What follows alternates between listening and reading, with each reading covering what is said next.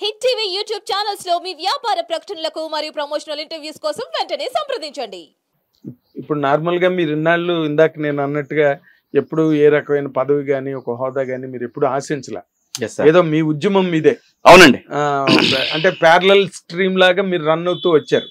ఏ political party affiliation. Sir 10 ఏళ్ళు నేను చంద్రబాబు నాయుడు గారి ధర్మ పోరాట దీక్ష నుంచి ఈ రోజు వరకు ఖచ్చితంగా ఆయనకి అడ్డంగా నిలబడ్డా. ఎందుకంటే ఆయన ఆలోచన పాజిటివ్గా ఉంది కాబట్టి. తేడా ఉంటే ఉండేవాడు కదా. ఆయన ధర్మ పోరాటం నుంచి ఈ రోజు వరకు తీసుకోండి, ఎవడు బయటకు వచ్చినా రాకపోయినా మాట్లాడి, ఎందుకంటే ఆయనకి ఆంధ్రప్రదేశ్ అమరావతి మీద ఆయనకున్నటువంటి విజన్ నాకు నచ్చింది కాబట్టి నేను సపోర్ట్ చేశా. పవన్ కళ్యాణ్ గారు ఎప్పుడైతే చంద్రబాబు నాయుడు గారిని సపోర్ట్ చేశారో, ఆయనకి ఎప్పుడైతే అమరావతి రైతులకి అండగా నేను ఉంటానని చెప్పారో, ఆ రోజు నుంచి ఈయనంతైతే గౌరవించానో ఆయన్ని కూడా అంతే గౌరవించా. లోకేష్ గారికే మొట్టమొదటి ఫోన్ వెళ్ళింది పవన్ కళ్యాణ్ గారిది. అదే అండి నేను చెప్తున్నా, ఏం కంగారు పడద్దు నేనున్నానండి.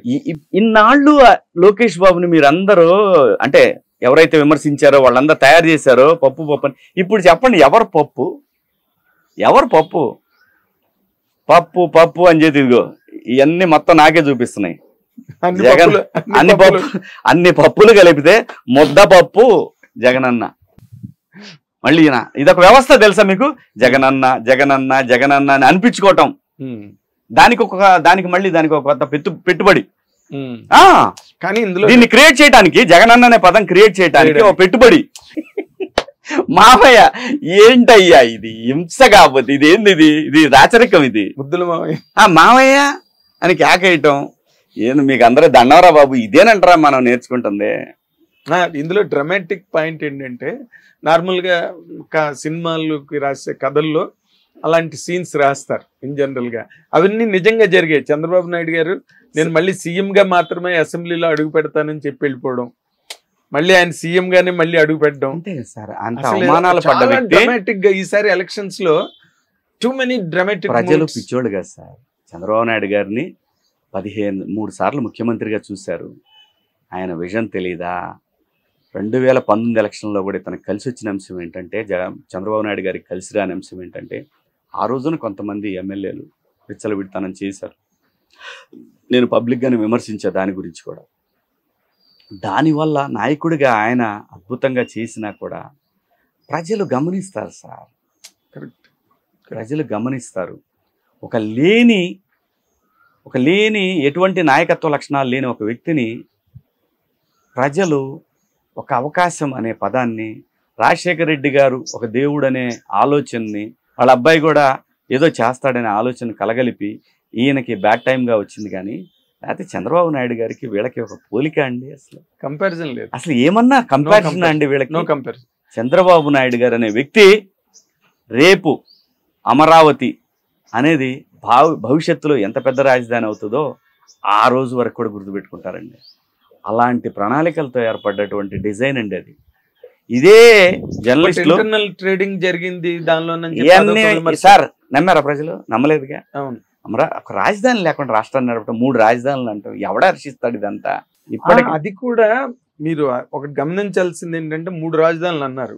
పోనీ దానికి ఏమైనా ఒక ప్రాతిపదిక, ఓ ప్రణాళిక ఆయన ఏమనుకుంటే అదేనండి. వైజాగ్లో రిషికొండలో కట్టారు ఒకటి ప్యాలెస్, మైసబలాడిది. అసలు అవన్నీ ఏం లేదు సార్. ఆయన రాజుగారు ఏదనుకుంటే అదే. ఇవాళ ఇది కాదు అనుకుంటే ఇది కాదు. ఈ వెనకాల ఈ మొత్తం బ్యాచ్ ఒకటి ఉంది కదా, ఒక వ్యవస్థ ఉంది కదా ఇతనికి. ఆ వ్యవస్థ అది కరెక్టే. ఒకే రోజు మర్డర్ జరిగిన రోజు, ఆయన వాళ్ళ బాబాయ్ వివేకానంద రెడ్డి గారు మర్డర్ జరిగిన రోజు 3 స్టేట్మెంట్లు.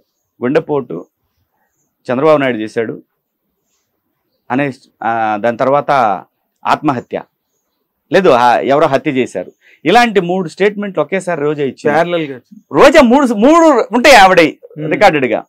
అదేవిధంగా విజయసాయిరెడ్డిది. ఆ తర్వాత నారాసుర రక్త చరిత్ర. సో సచాన్ ఇటువంటి మనుషులు మళ్ళీ ఆంధ్రప్రదేశ్లో ఎవరు వచ్చినా పర్వాలేదు, ఇటువంటి మనుషులు మాత్రం రాకూడదు. షర్మిల వచ్చినా పర్వాలేదు, కొంచెం సెన్స్ ఉంది ఆవిడకి. ఎవరు వచ్చినా పర్లేదు, కానీ ఈయన మాత్రం రాకూడదు సార్. ఈయన వస్తే మాత్రం ఆవిడ అంత పాయింట్ ని మేము సిద్ధం అంటున్నావు, దేనికి సిద్ధం నువ్వు? ఒక పేపర్ లేకుండా మాట్లాడుద్దండి, గంటల తరబడి మాట్లాడగలుగుతా ఒక పేపర్ లేకుండా. మంచి మంచి ఆరేటర్. మరి నేను అంటున్నాను అది కాదు, అవగాహన లేకుండా అలాగే ఈయనకి ఏది లేదు. మొన్న కనీసం నేను ఎందుకు ఓడిపోయానో నాకు తెలియట్లేదు, ఏమైపోయారో తెలియట్లేదు, ఎక్కడ పోయారో తెలియట్లేదు, ఇదంతా ఇక్కడ చూస్తున్నాడు, చెబుతున్నాడు. అదే అంటే ఇవి ఇప్పుడు మనం మాట్లాడుకున్నవన్నీ కూడా ప్రజల కళ్ళ ముందు ప్రత్యక్షంగా జరిగినవండి. జరిగినాయి సార్, కొత్తగా మాట్లాడట్లేదు, మీరేం కొత్తగా చెప్పట్లేదు, మేమేం కొత్తగా అడగట్లే. అన్ని కళ్ళ ముందు ప్రత్యక్షంగా కళ్ళకు కట్టినట్టుగా జరిగినవి ఇవన్నీ కూడా. ఇప్పుడు మీరు చెప్పారు ఇలా చూసి మాట్లాడారు, అంతే. ఇవన్నీ మనం చూసినాయే కదా, మనం చూసినాయే. మళ్ళీ చివరిగా నేను ఒకటే చెప్తున్నాను, ఏ యూట్యూబర్స్ అయినా, ఏ తెలకపల్లి రవి గారైనా, ఉండవల్లి గారైనా, ఐవైఆర్ గారైనా, ఐవైఆర్ కృష్ణారావు గారు అయితే ఆయన అడ్మినిస్ట్రేషన్లో ఉన్నాడు, కానీ చాలా రిటైర్ అయి బయటకు వచ్చిన తర్వాత చిల్లర ఆలోచనలు, స్వార్థపూరితమైనటువంటి మాటలు ఆయనవి.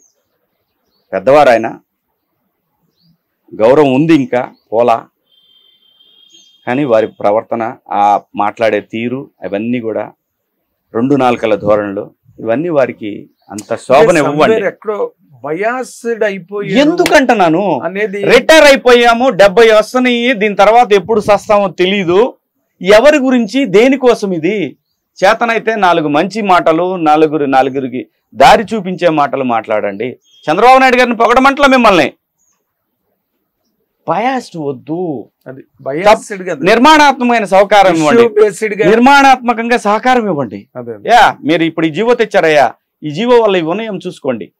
అలాగే ప్రభుత్వం కూడా ఇక నుంచి ప్రజల ముందు పెట్టాలని ఫిక్స్ అయినట్టుంది ప్రతి ఒక్కటి కూడా. అలా అయితేనే ట్రాన్స్పరెన్సీ వస్తుంది. పెడతారండి, నేను అనుకుంటున్నా పెడతారనుకోండి, అన్ని ప్రతి ఒక్కటి ప్రజల ముందు పెట్టాలి. అంటే చంద్రబాబు నాయుడు గారు గతంలో కూడా ప్రజల వద్దకు పాలన ఇలాంటి కార్యక్రమాలన్నీ చేసి ఉన్నాయి సార్. ఇప్పుడు అన్నిటిని మళ్ళీ ఫోర్స్ లోకి తెస్తారండి. అది ఆయనకి ఈ టర్మ్ ఒక కొత్త Chandrababu Naidu. Hit TV app ని డౌన్లోడ్ చేసుకోండి. ఇందులో short news, live news, entertainment movies అన్ని అవైలబుల్ గా ఉన్నాయి. Please download hit TV app. Hit TV app ని ఫ్రీగా డౌన్లోడ్ చేసుకోండి.